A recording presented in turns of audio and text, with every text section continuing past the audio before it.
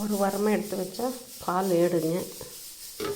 இதை அப்படியே மிக்ஸில் போட்டு வெண்ணெய் எடுத்துடலாம். கூட ஒரு கப் தண்ணி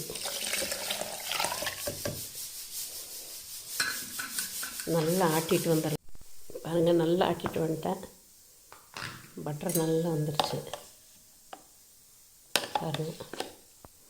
ஒரு வாரம் பால் தான், பால் ஏடு அப்படியே எடுத்து வச்சதில் வந்துடுச்சு. இதை அப்படியே எடுத்து தண்ணியில் இப்படி போட்டுடலாம்.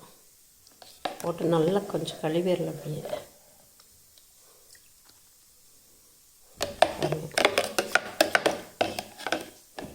அதை ஃபுல்லாக அப்படியே எடுத்து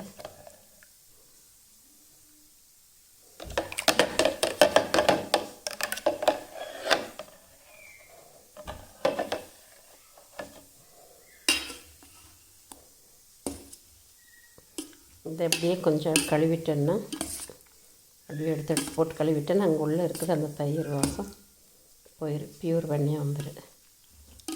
இந்த தண்ணியை திருப்பி இந்த மோர் கூட ஊற்றிடலாம், தயிர் கூட ஊற்றி வச்சிடலாம். மறுபடியும் இன்னொரு தண்ணி எடுத்து அப்படி கழுவிடலாங்க. சூப்பராக பட்டர் வந்துடுச்சு.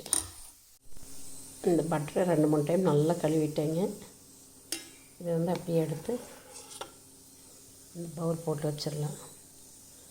நம்ம வேணுங்கும் போது யூஸ் பண்ணிக்கலாம்.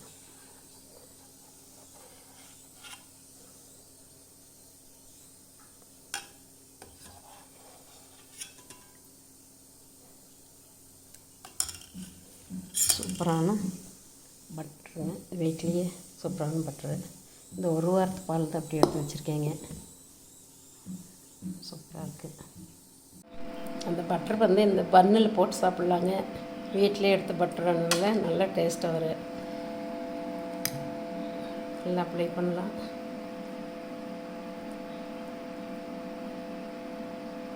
பட்டர் பன் சாப்பிட்டாங்கன்னா அது ஒரு டேஸ்ட்டு தான்.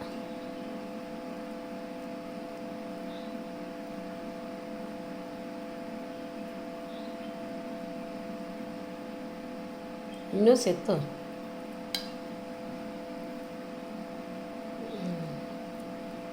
சூப்பராக பட்டர் பண்ணி சாப்பிட்லாம்.